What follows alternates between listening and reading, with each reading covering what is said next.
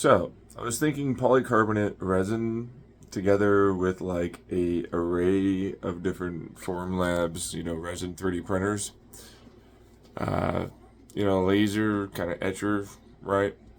If you can layer effectively one layer, etch a little bit with a laser, then you can layer the next one on top, right?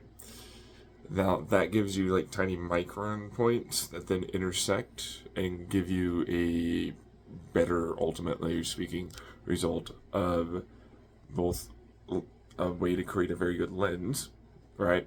But then light that you can reflect and from the arms of glasses, right? So like you can in mass create a bunch of glasses that happen to have a bunch of points around the rim here where they shine light in and then reflect towards your eyes through a diffusal. Right, now that gives you nano size from microns down to those little points. Now, granted, that means you gotta learn like a lot of math for that.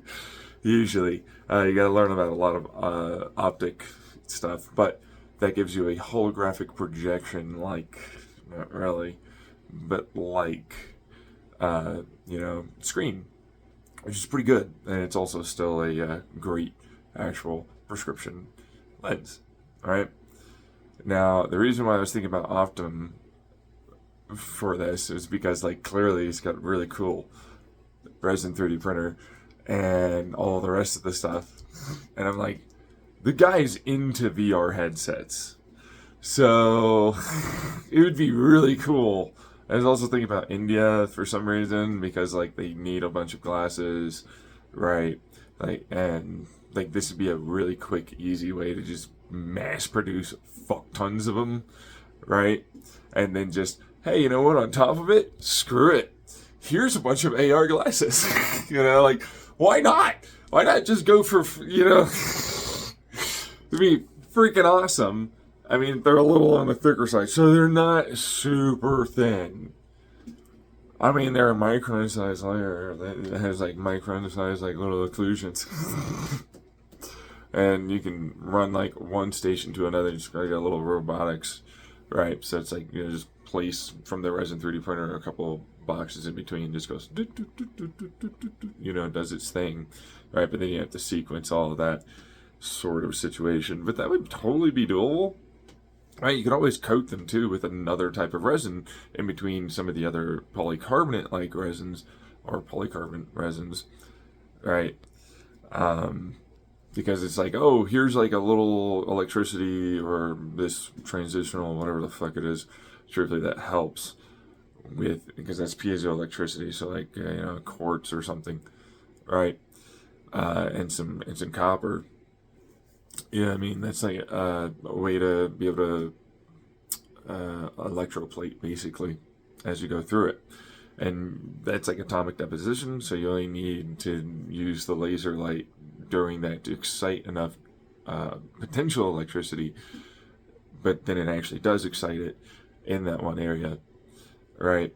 And then that gives you a very small, tiny little micron range area, right? For a actual really great, lens. Yeah. And he could do that with that thing in mass. Wouldn't that be great? Anyways, just thinking about things because, like, I don't know how to do CAD. But if others do, I mean, I do know how to do some CAD. I do know how to do some of that optics. I do know how to do some of these things. That's a prismatic lens, effectively reflection. So it's a reflection, but then also you can prismatically break it out, right, from a single white light source and then constructively interfere with the light coming in, and depending on how much you want that transparency. Just a whole thing there. That does get into like some of the other optics that are a little bit more rough for most people. But luckily, they are all Wikipediable right now. I know that sounds like why, but it's just the math. You just need the math. You just need like the basics of it, and that gets you there. From there, it's more about like refinement of the design, and Optum would know that. Like, are you kidding me? You know what I mean? Like this, it's a fun thing to play with and prototype. You know, because who wouldn't want to do a little something like, you know, shine some light through it, and then you get like a really cool, almost like projector, you know, screen that's right there, right, and then shines onto something, or however else you want to do it, because that gets you towards that point, like being able to make something that meta squirms about, or any of the rest of them, for what it's worth. But then that's a lot of money that you can make on that. But I was just thinking about it because, fuck you, a lot of people need glasses, and I can make bank from your government, billions, and I can give it to all of them for free. You know what I mean? Like, hey, you do this. Like, I already got that. Boom. Just shipping, basically. Just get it to them. You know what I mean?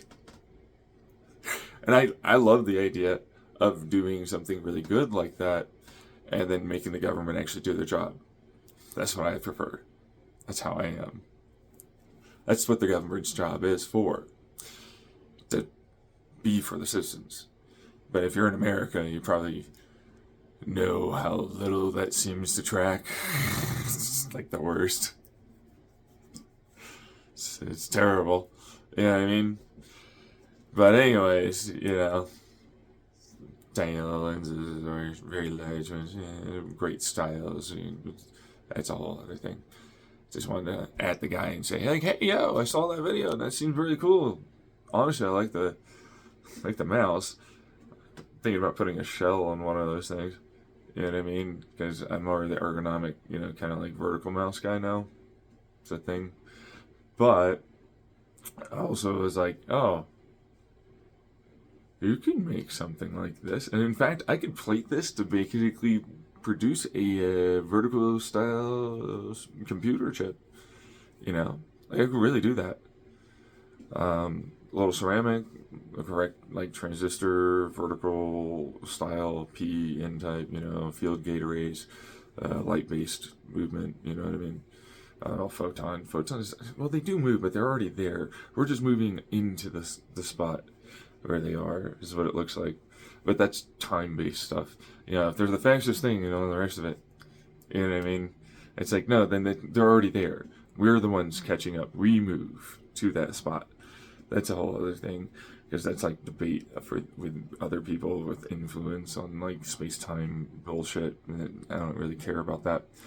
None of that really matters. What I'm trying to talk about is how you can hybridize a chip here and then even create a screen by doing that. You can literally use a breakout for like fiber optic and electrical input, you know, from your graphics card, like some of the other stuff I've talked about on my YouTube channel, you know, as an analog that's hybrid analog.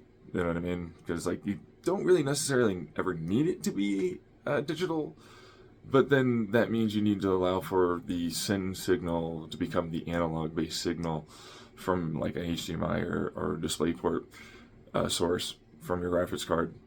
You know what I mean? Which isn't too bad to do, actually. That's really pretty quick. Analogs are way better as long as you properly like get rid of interference. They're way faster than most other things, because you can't go faster than light emission. You can't go faster than constructive light interference. You can't go faster than beam splitting. You can't go faster than a lot of the things that do that. You know what I mean? As light is the fastest thing. So it's like there isn't an actual like frame rate there, right? Like it just goes always, and it only changes those individual sections that need to change. That's the you know, kind of H.264 or older, you know, compressed movie codec stuff. You only need the changes to change anything. Everything else stays the same. You don't really have to do anything. Yeah, but they don't really do that. That's their display stuff. So, you know, driver, that is. Right. Whole thing, you know, I don't know. Weird stuff after a while. They're really weird stuff. I just woke up. You know, like, Why is it that they wouldn't do that? I don't know. Why is that?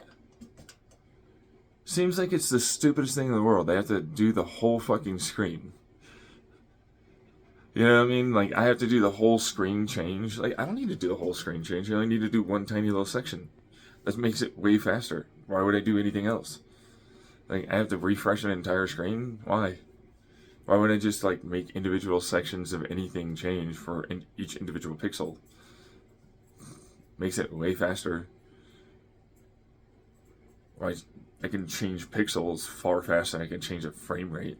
Especially as I break out just feed of photon emission in, you know what I mean? Here's some fiber optics, and it goes, you know what I mean? It's pretty easy to do.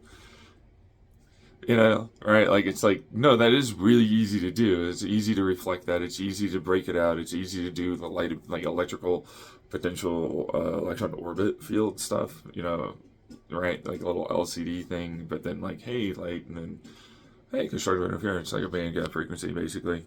You know what I mean? Pretty simple. You know? But like, hey, I'll combine a basic like carbon nano-onion ball that's blue light, and then I can break that out into destructively interfere it down to red, or break it into, you know what I mean? Like, I can do a lot of those things pretty easily.